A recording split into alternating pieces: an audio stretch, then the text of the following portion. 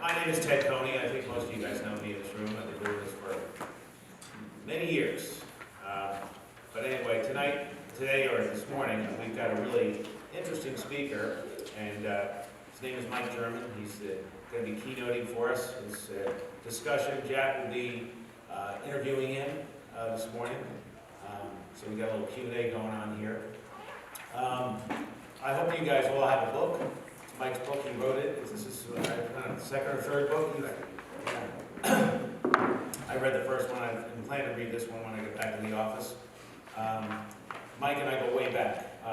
We were college fraternity brothers at Wake Forest back in the day, and Mike was the president of our fraternity, and a really great leader, played on the rugby team, and we had a lot of fun in our fraternity. We had a bunch of wild characters, some bright guys, obviously, but Mike was known as the boxing champ in our fraternity back then in those days, because we would have, on pledge night, we would put together a boxing match, and Mike would take on anybody who was interested in taking him on. I don't know if there was, some guys were crazy enough to do it. I didn't want any part of Mike because he was a good boxer, and we would have the trunks, and we'd have a ring made out at the fraternity house, and it was on pledge night, and it was we had announcers, a play-by-play guy, and it was fantastic. I wish we had phones back then, because I would have loved to tape that thing. That was just classic, and it was real. It was not garbage. I mean,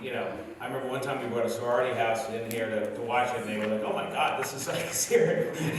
Blood flowing and everything. But anyway, Mike retired undefeated from that, and so when you look into that, and then when, of course, he goes undercover in the FBI later on, you're kind of like, yeah, that kind of fits Mike. I mean, he was that kind of a person, so it wasn't surprising at all. But anyway, I'm remiss. I've got to thank Tucson again for this wonderful conference, by the way, so thank you guys. But anyway, so to talk to Mike and have this little discussion this morning is our very own Jack Rogers, Editor-in-Chief of Business Facilities. And Jack, go ahead and take it away. Thank you, Ted. Good morning. At LiveXchange, we always try to fill our executive conference with presentations on timely, important subjects. And we invite speakers who can speak authoritatively on these matters. Today's keynote presentation is about the most urgent subject any of us can talk about: domestic threats to democracy. And we're privileged today to have the nation's leading authority on this subject here with us to discuss these rapidly expanding threats and what we need to do to combat them.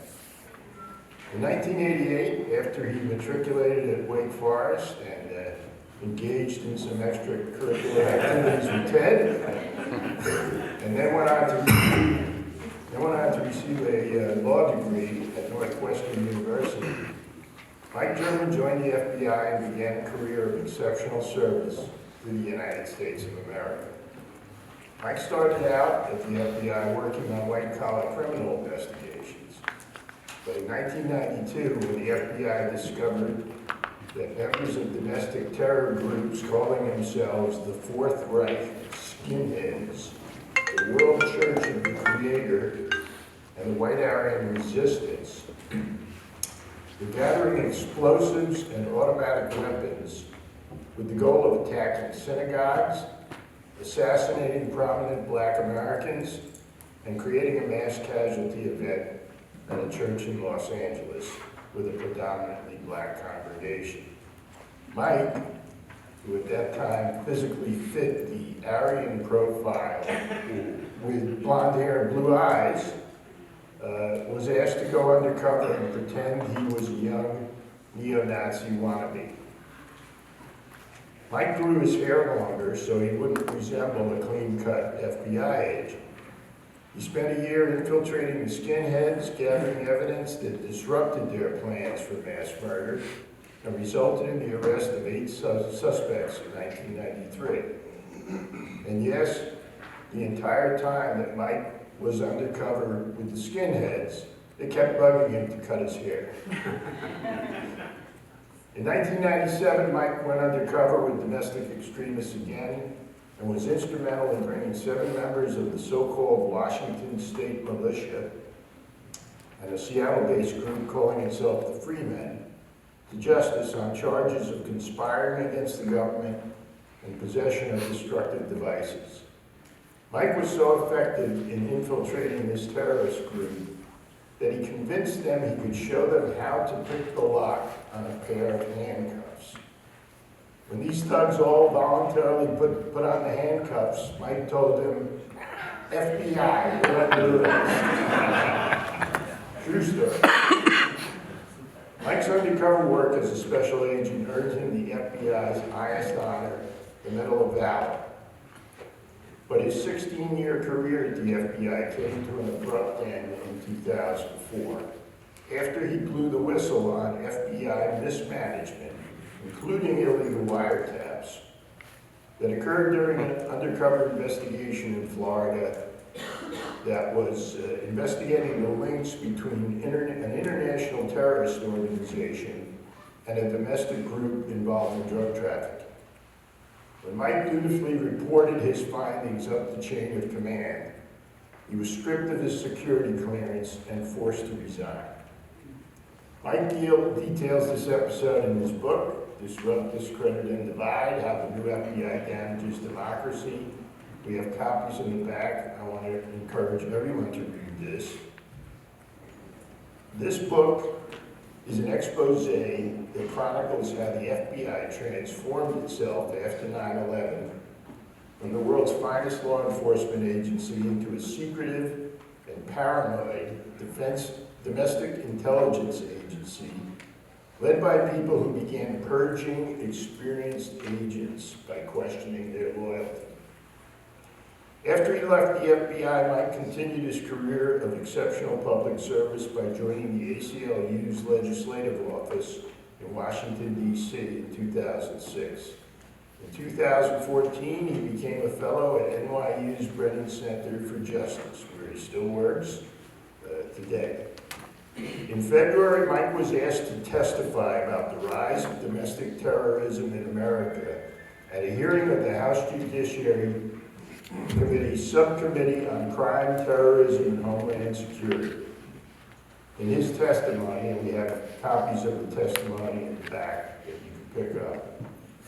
In his testimony to Congress, Mike sounded the alarm about the growing interaction between domestic terrorists that culminated in the January 6th attack on the United States Capitol. He made a series of specific recommendations during his testimony on what we need to do to combat this threat. And we'll discuss those recommendations today. And now, without further ado, please join me in welcoming Mike German and in thanking him for his service to our nation.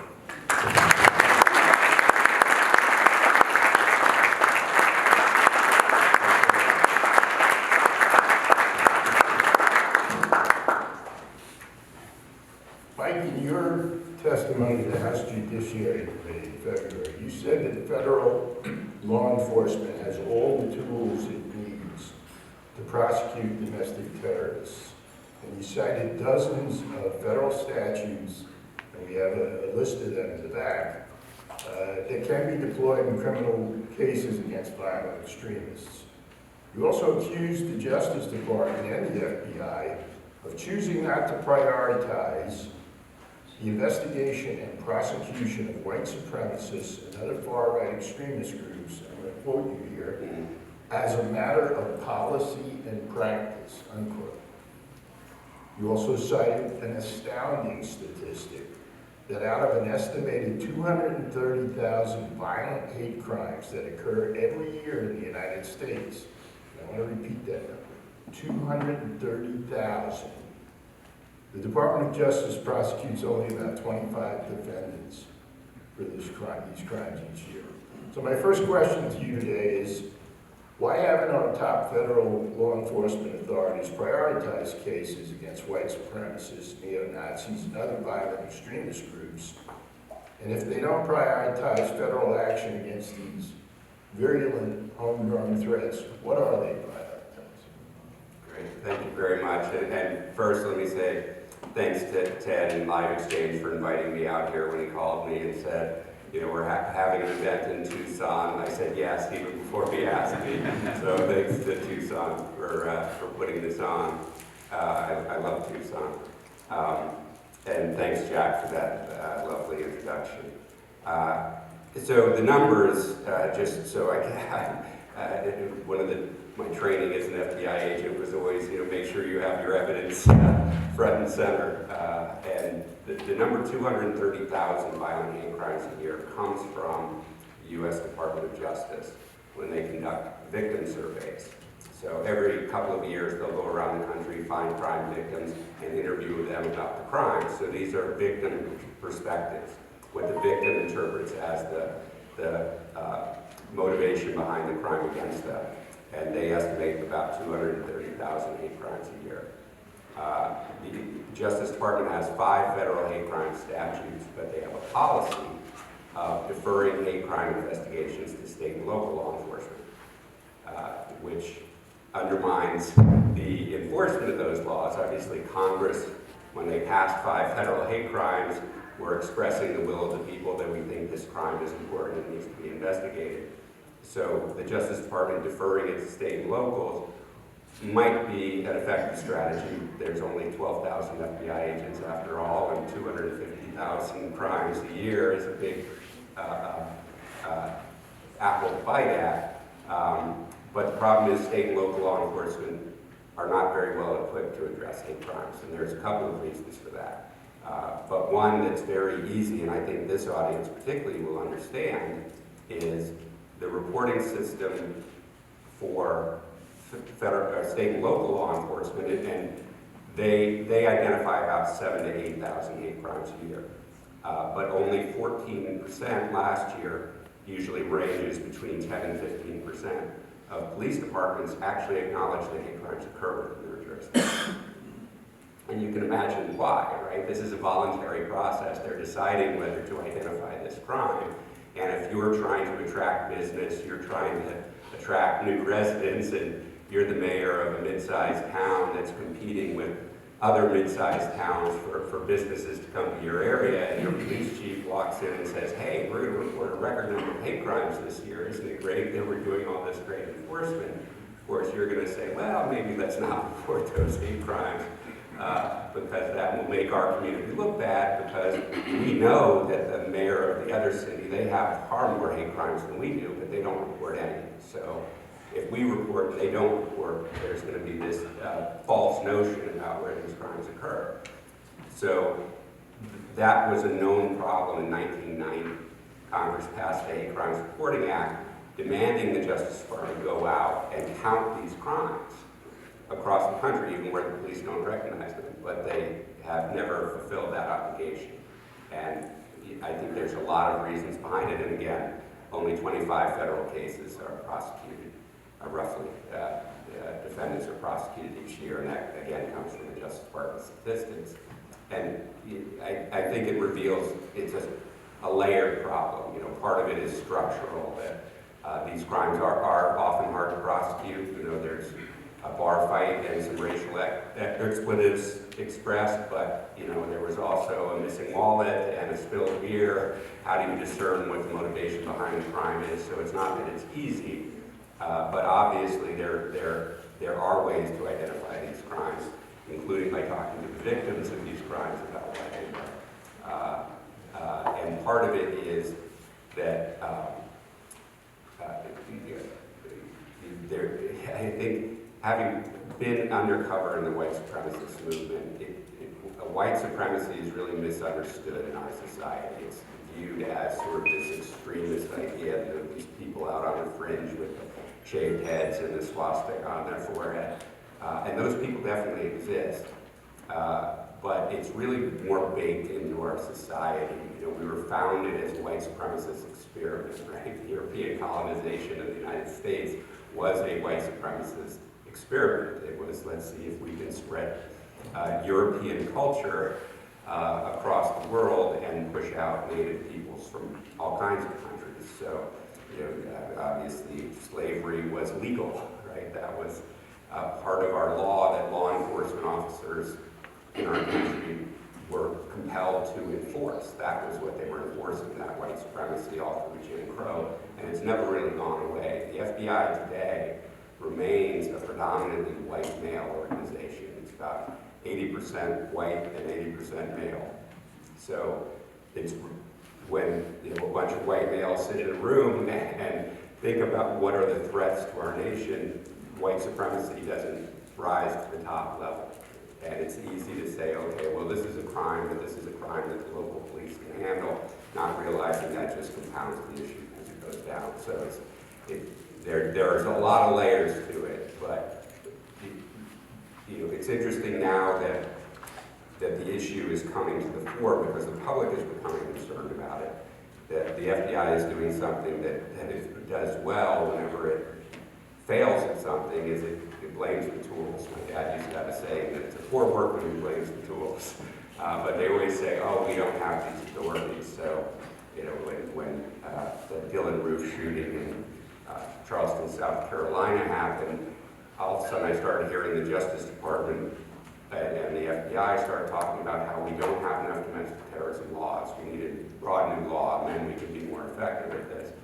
But I worked domestic terrorism in the 1990s. Nobody suggested we didn't have enough laws. Obviously we did. We worked successful cases.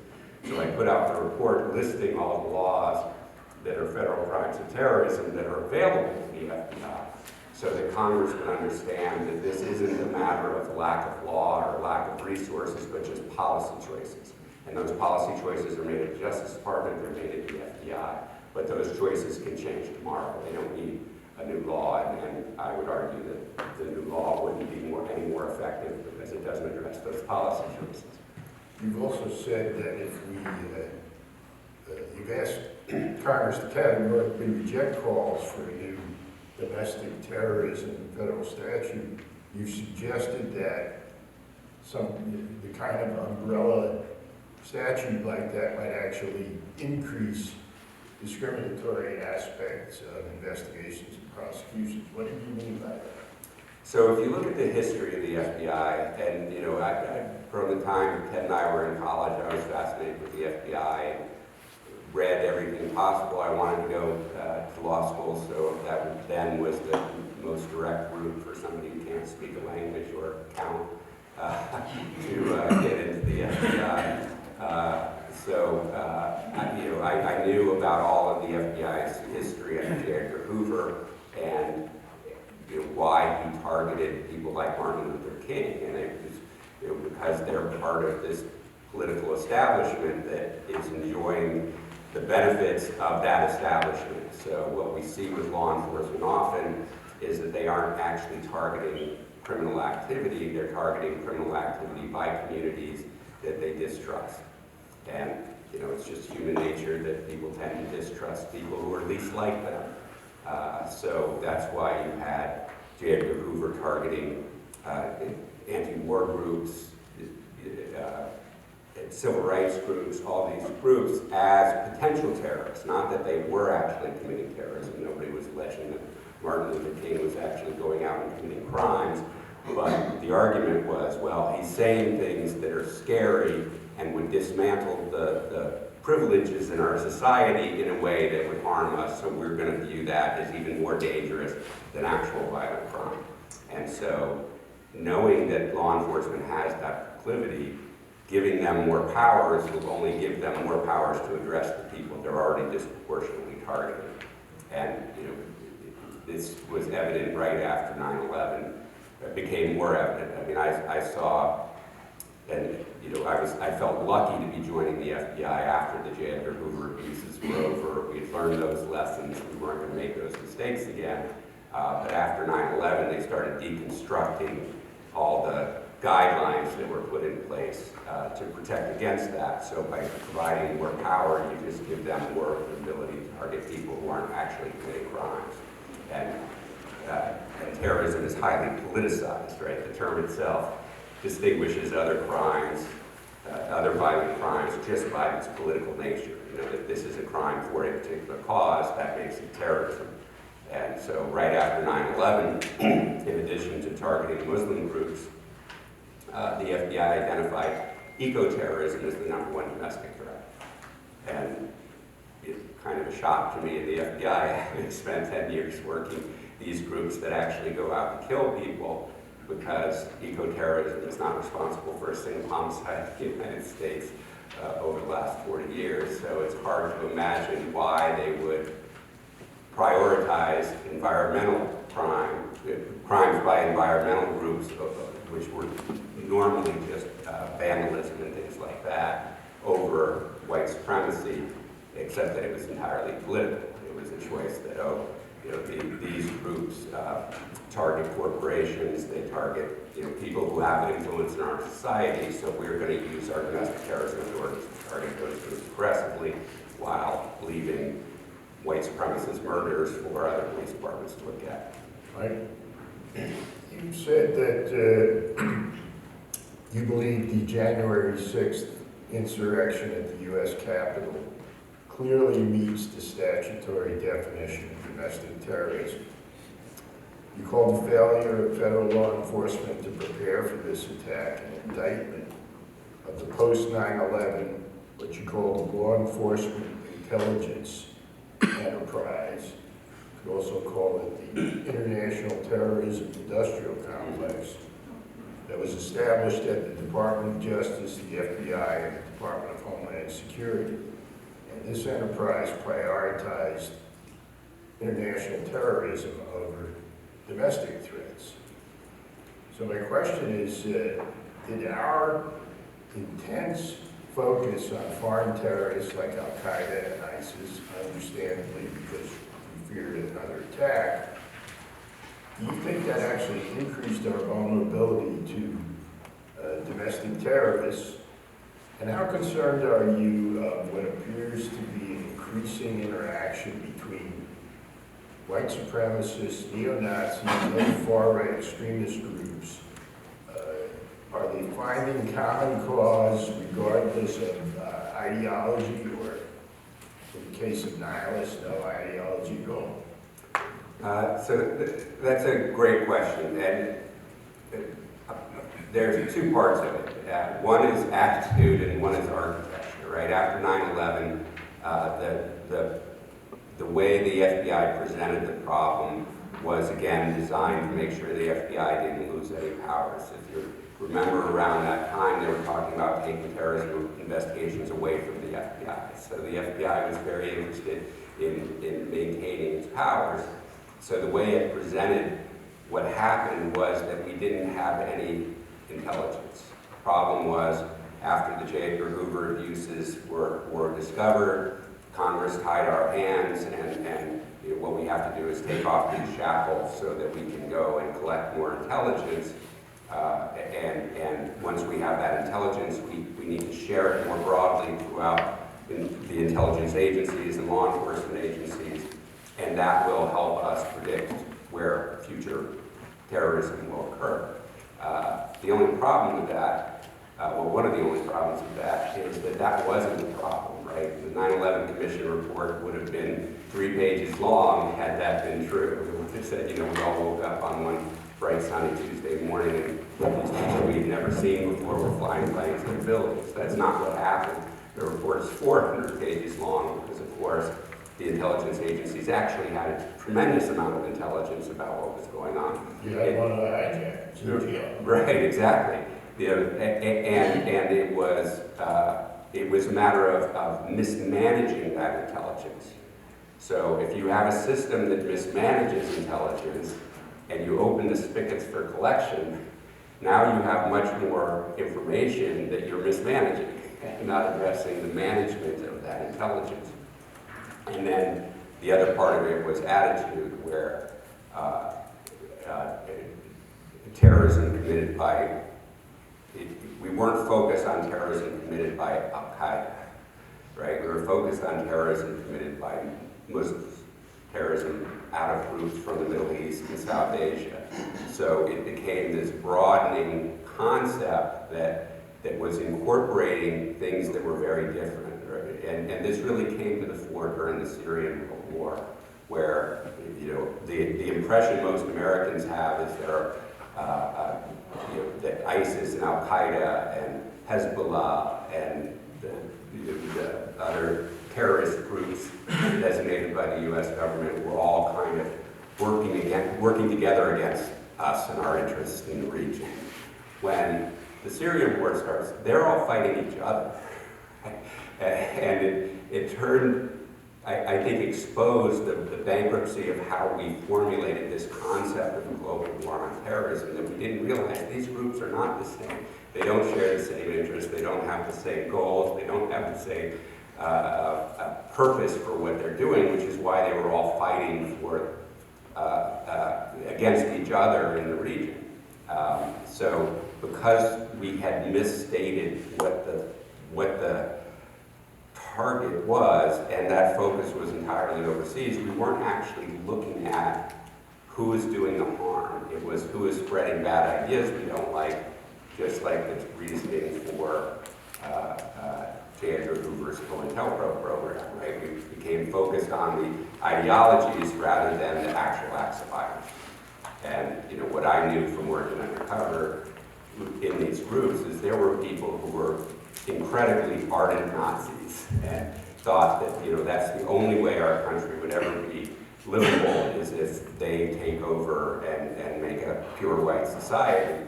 And they'd be talking to me, explaining why this is necessary, and they'd say, "Oh, who are you here with?" And I'd point out these three scruffy guys in the corner, and the guy would put his arm around me and go, "Oh, son, you need to get away from those idiots. They're going to get you arrested, they're going to get you killed. That's not how we're going to move this movement forward. It makes us look stupid, it makes us look violent. So what we need to do, you don't have any tattoos yet? Let's put a suit on you and run you for the school board. That's how we're going to change this society." And recognizing that, that it's not the ideology that drives the violence, because I know that there are two guys within the group that done a series of bombings that can't spell Nazi, right? They're not really there for the ideology. They're there because they like to make bombs, and here's a group that appreciates their bombing skills.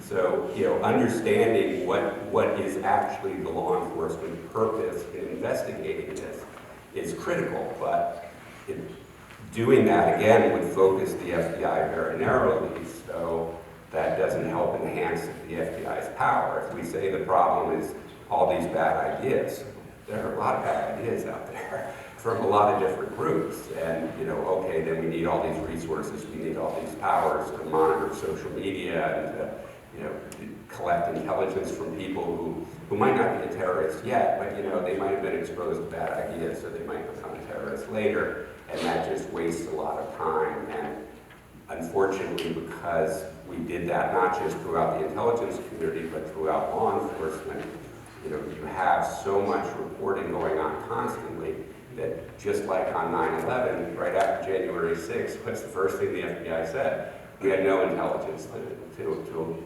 help us prepare for this attack. And then slowly over the weeks and months that followed, oh, here was this report that went out from an FBI intelligence officer. Here's this report that went out from a law enforcement agency. Here's this report that came from here. And in fact, the intelligence was there, but it was mismanaged. Nobody was actually taking the intelligence and understanding it and bringing it to the attention of policymakers. Mike, you've written a report for the Brennan Center for Justice entitled "Hiding in Plain Sight," and you have copies of this in the back, which drew attention to the shocking number of law enforcement professionals, including police officers, who are members of racist extremist groups like the Proud Boys. How widespread is this problem? We don't know how widespread it is because nobody has bothered to actually do the investigations to find out. It's really fascinating. And after I left the FBI, there were a couple of FBI reports, one in 2006, one in 2015, that put those warnings on paper. So, part of this discussion around why is it that law enforcement doesn't treat white supremacist violence as a priority, this has to be part of the conversation. There actually are sympathizers. So I use these two public FBI reports to highlight this fact because it's fascinating. And 2015 FBI counterterrorism guide, it instructs agents investigating white supremacists as domestic terrorists. In other words, doing domestic terrorism investigations against white supremacists and far-right militias, that because of this problem of the infiltration of law enforcement or sympathies within law enforcement of these viewpoints, that they should not use the terrorist screening center watch list, because that's something that any law enforcement officer can access. And they said, you know, if you use it in a way that won't let the police officers know these people are on watch lists, that's better, because then they can't find their friends and warn them that they're under investigation. So, you know, here's this methodology, the terrorist watch list, that the FBI says is essential and necessary to effective counterterrorism, that it's forfeiting in this area, changing its own policies in this area. And yet, you know, you would think the next line in that policy document would be, you know, if you identify some law enforcement officer who is a white supremacist, you need to do X, Y, and Z to protect the public from this white supremacist officer. But that policy is non-existent.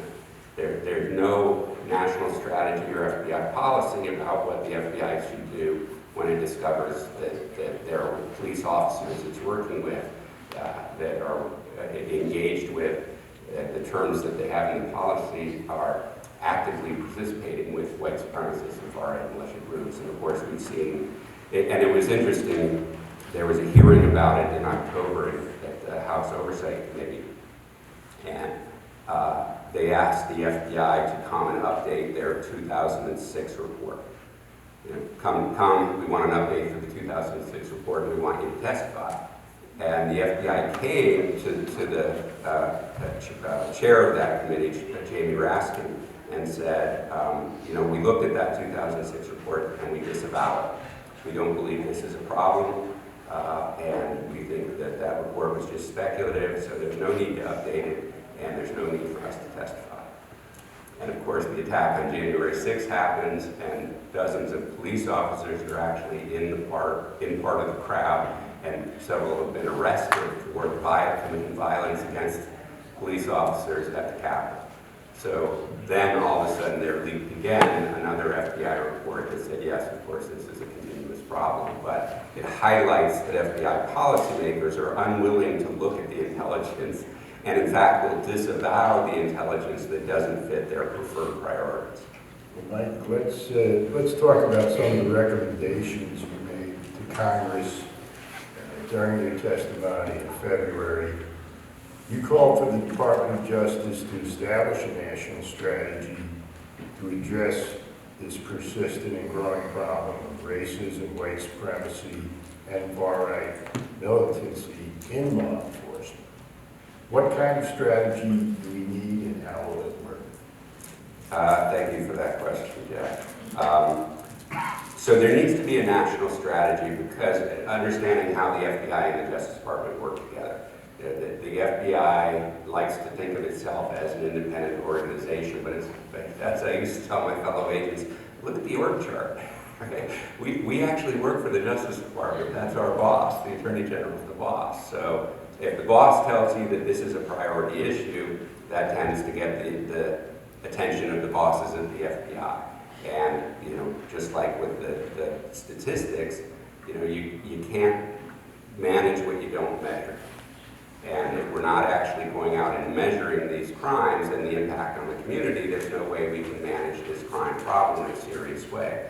And it's you know, again, forfeits this great intelligence, because if we have state and locals working hate crimes, you know, there might be a hate crime here in Tucson, and another one in Taos, New Mexico, and the police in Taos are working their crime, and the police here are working their crime, without realizing these crimes are actually connected, right? That these two people are actually working together with a bunch of other people who are committing a bunch of other crimes around the country, and we're not recognizing that these are actually part of an organized criminal effort and not just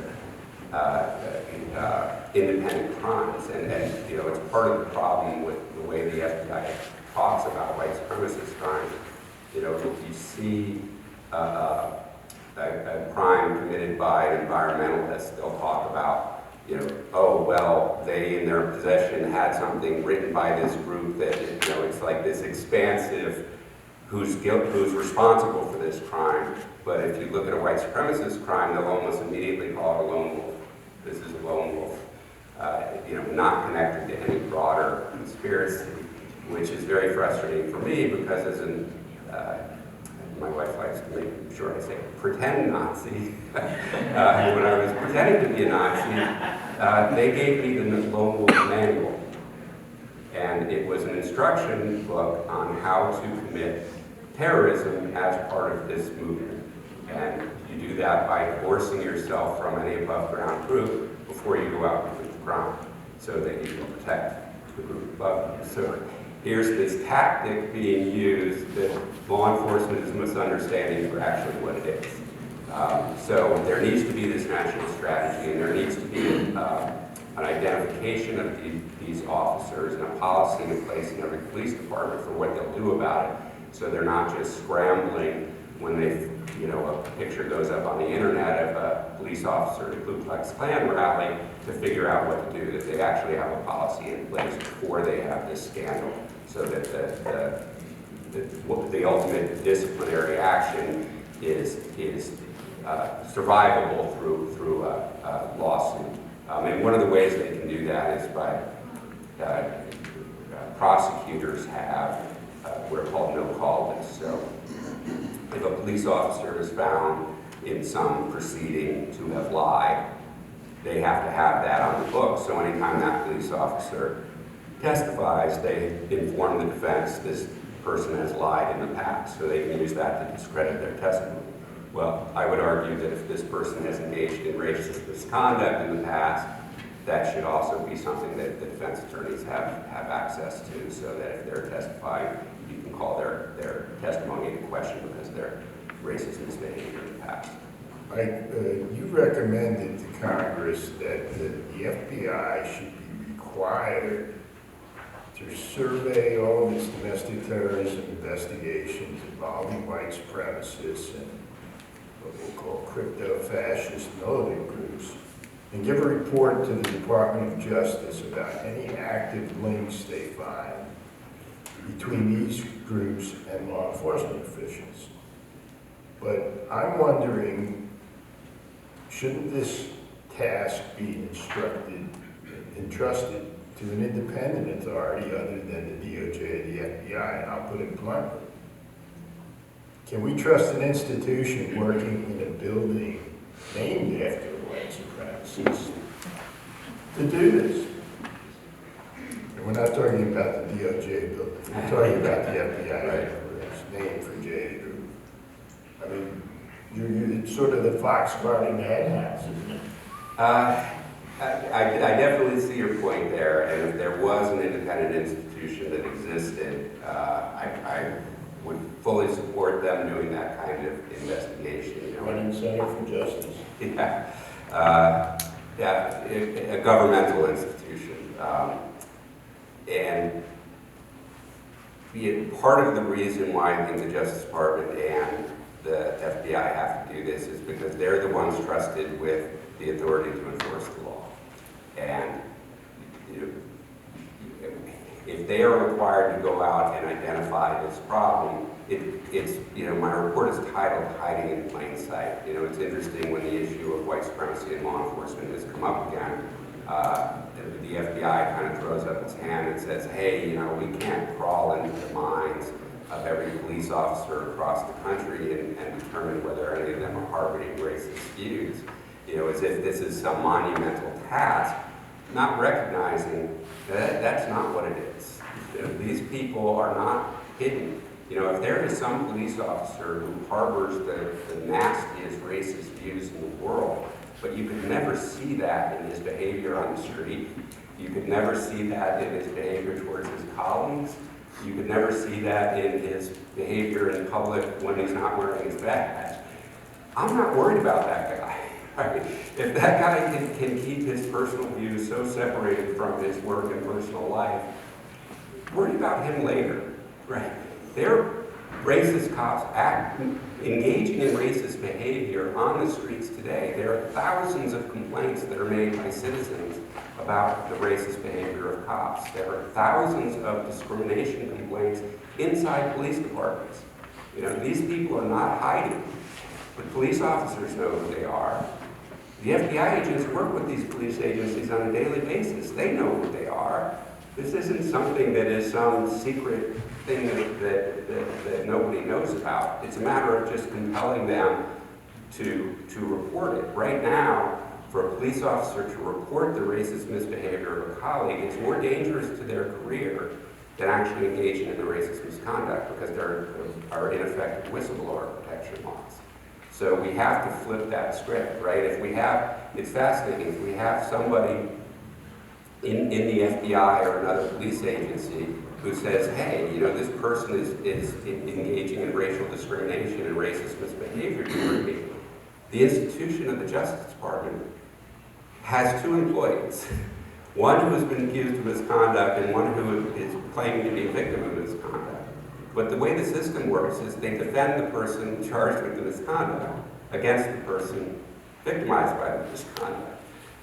So it becomes this situation where the person who is reporting the misconduct becomes the adversary of the organization. And that, again, is a policy choice. They could choose to defend their employee, both employees of the agency. So, you know, again, it shows how structurally this is set up in a way that makes it easier to engage in the racist behavior or look the other way, rather than compelling people to actually report it. Mike, I'm going to ask you one more question, then we'll open it up to any questions we have from the audience. You call for a restorative justice approach to hate crimes. What is your definition of restorative justice? So restorative justice, for those that have never heard this term, is a concept and an approach to crime that attempts to look at the crime not from the government's perspective of punishing a crime against the state, right? When we have a prosecution, it's the USA versus this person, the state of Arizona versus this person. There, the state focusing on what the state's interest is in controlling crime. Where restorative justice looks at it from the victim's perspective and the community's perspective, looking at how do we address the harm from the crime. And, you know, what we see in many cases, and you know, it was one of the things about working in law enforcement that I found hardest was that it's a very destructive process where, you know, you're not really helping the victim that much. You know, they do, yes, get a sense of justice that this person is going away to prison, perhaps, but that doesn't really help them recover from the crime in a way that we could if we approached it from their perspective. So the idea of restorative justice is how do we restore the harm and restore the victim to a place they would have been as the purpose of the criminal justice approach. I actually did have one more question. You mentioned before we have 12,000 field agents, guys who go out and take down the bad guys. That's the same number of FBI field agents we had before 9/11, basically. We spend $80 billion a year, probably more, on the Department of Homeland Security. The Department of Homeland Security handles, it's got FEMA, it handles natural disasters. It's in a column I wrote once, I said, if a terrorist is driving across a flood zone, going to blow something up, DHS will provide them with a map of the flood zone so they can get to where they're going. The question basically is, and every agency that the federal government has ever created to address a problem, it turns into, think of the Veterans Administration, Department of Education, it turns into a bloated bureaucracy that ultimately doesn't address the problem. Should we dismantle Homeland Security, start all over again, and do we need to increase the actual in-the-field agents, size of that force, guys like you who went out there and took down the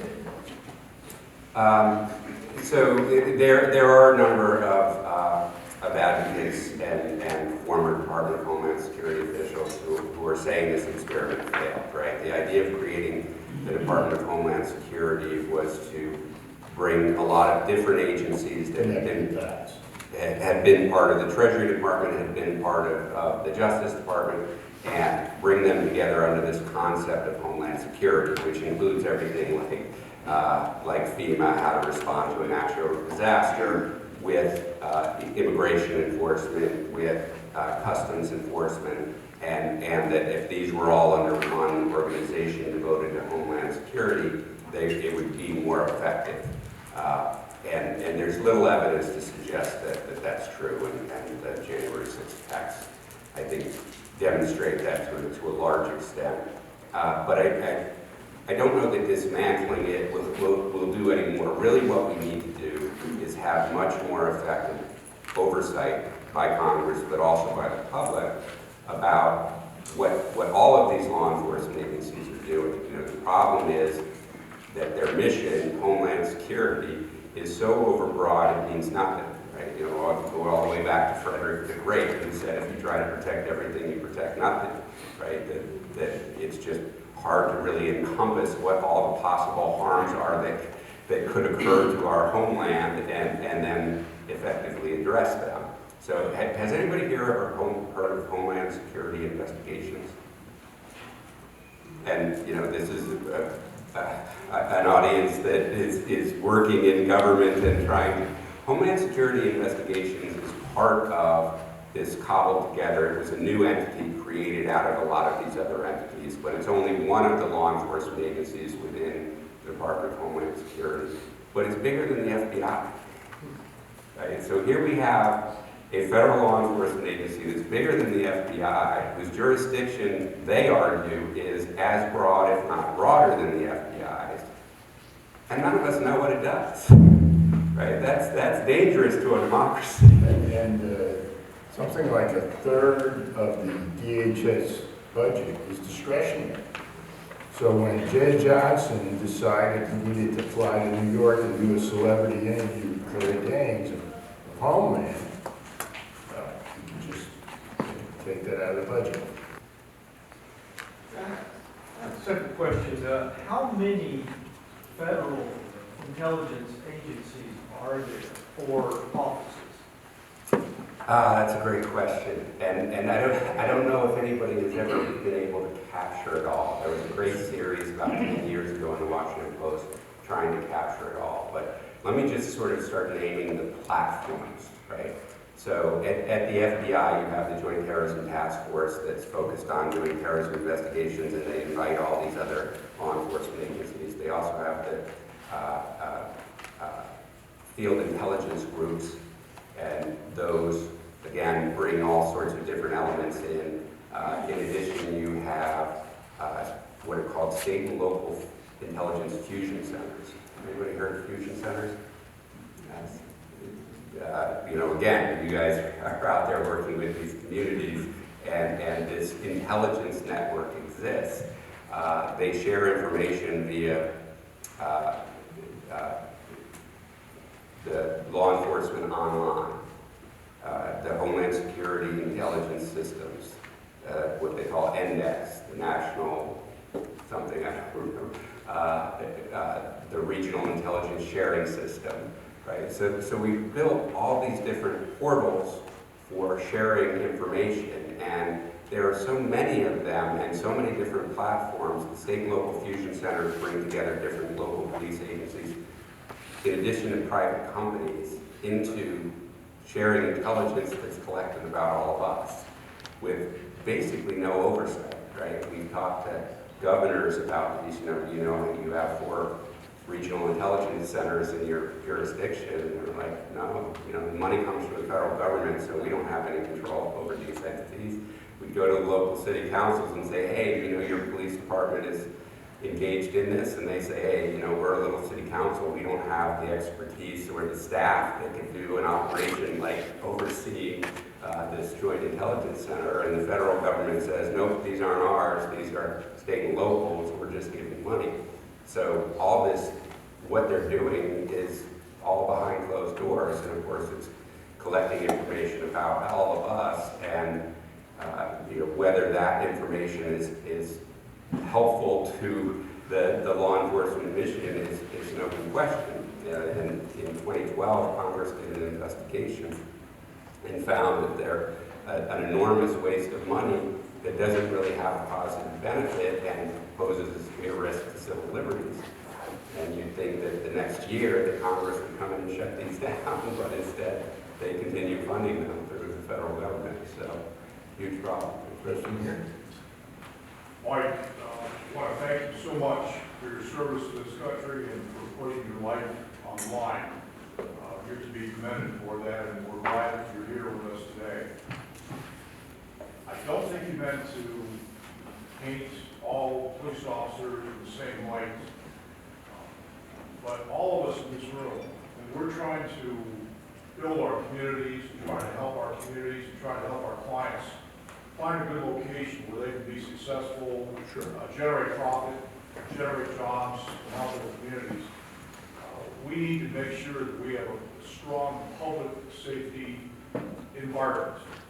And over the last, throughout my entire life, I've spent a lot of time working very closely with the police departments. I had a stepfather who was a highly decorated police officer in New York, and over the last 4 years, I've grown to understand even more the risks, the benefits, and the opportunities that a strong and well-organized police force can mean for our communities. On May 10th of 2017, we lost our son-in-law. He'd just come off being an undercover agent in drug enforcement for 2.5 years. And I can tell you that the acts of kindness, the unbelievable outreach that we have seen, literally from all over the world, from police departments, not from this country alone, but from all over the world, have just been incredible. And I got to tell you that, again, I don't think you meant to do this, but again, we need to make sure we support our police departments, our law enforcement agencies. They will make a difference in our communities. We are in a crisis right now. There is no question about that. And I appreciate what you're doing, and I encourage you to continue to do what you're doing. I think that all of us need to get behind efforts to, first of all, support local law enforcement, but also make sure that they're responsible, that we do root out the bad apples, because there are bad apples out here. Not in this room, but there are probably bad apples in the economic development profession. And again, we just need to make sure that we focus on the strong points and the good, and make sure we encourage more of that. I very much appreciate your comments, and certainly to the extent anybody thinks that I was condemning all of law enforcement. Obviously, I was in law enforcement. I still have a lot of friends in law enforcement, and I know that most law enforcement officers go into it for the right reasons and are able to get through their careers without engaging in any misconduct. But let's define what we're talking about when we say supporting law enforcement, right? The officers who suffer racial or religious or gender discrimination in law enforcement are law enforcement officers, and they deserve our support. And if we have policies that enable people to engage in that discrimination, that's not supporting law enforcement, right? If we have communities that are being impacted by the racist law enforcement activities, whether that's intentional by cops who are racist, or whether that's just a part of the implicit bias that's part of our legal system, protecting public safety includes protecting those communities. And we have to acknowledge that as well, that until we actually address these disparities in our our system, right? And you know, this is true writ large, right? I mean, you know, the history of redlining communities, and you know, unfortunately, that still exists in certain places. There was a great expose in the New York Times about what's going on in Long Island still. You know, we have this structural racism that's, you know, again, part of the legacy of this foundation of white supremacy. And where it becomes most apparent is where the government and the people meet most directly, and that's typically law enforcement. Right. So let me just finish. You know, what we see in police stops, disparities targeting black and brown populations. In searches, you know, who gets searched once they're stopped, disparities, the same disparities, who gets arrested. And again, it's not just law enforcement, because once they're arrested, how they get charged. Black and brown people tend to be charged more severely. How they get sentenced. So now not just prosecutors, but judges. You know, people sentenced for the same crimes. If you're black and brown, the statistics show you get sentenced more severely. So this is an issue that we've known about for decades. We've been measuring this for decades. And if we're not doing something to address it, then we're not engaging in public safety.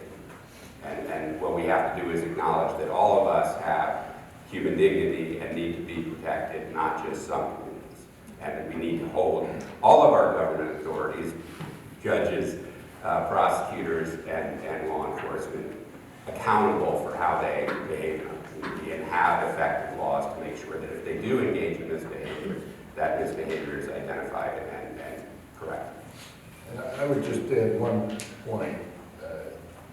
We did see a breakthrough, a major breakthrough in the George Floyd case, where what we used to call the blue wall of silence finally broke down, and we had the good cops testify about the bad apple and help obtain that conviction.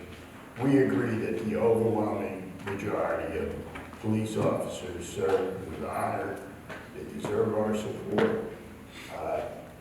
But the bad apples are known. They have records. They've done this before. And when we all stand up and say no more, that's one of the main priorities. And you know, I think it's telling, right? When the police officer in Minnesota, Derek Chauvin, who kneeled on George Floyd's neck until he was dead, he had something like 17 previous complaints against him. And not just that those complaints didn't result in some kind of punishment. The Minneapolis Police Department chose him to train young police officers. Those other 3 officers who were charged, he was their training officer. So, you know, how do you have a person who has such a reputation on the street not just continue to be allowed to engage in that behavior on the street, but to actually be training young law enforcement officers? That's a huge part of the problem, is that those officers are known within the department, and unfortunately, rather than punished, they're often rewarded. So, you know, this is, and it's interesting, when I talk to police audiences about this, you would think that it would be a very hostile relationship, but it's not. They understand this is a problem. You know, like I said, from the time in the 1990s when we were told, you know, hey, be careful about who you talk to this case about in law enforcement. Nobody thought that that was a crazy thing to say, right? And it's fascinating because in that hearing in October, you know, the way these hearings often work is the Democrats get to select certain witnesses and the Republicans select certain witnesses, and often they're arguing against each other. Where 2 police officers testified, actually 3 police officers testified in that hearing, and even the ones who were selected by the Republicans to be the oppositional voice, they weren't saying the problem didn't exist. Right? It was actually one of the friendliest hearings I've been in among the witnesses, where we're not contradicting one another. You know, we're just talking about what the best way is to address the problem here. So, you know, within law enforcement, this isn't seen as something that, you know, only people outside law enforcement who don't know what we do are complaining about this. They know that it's a problem inside.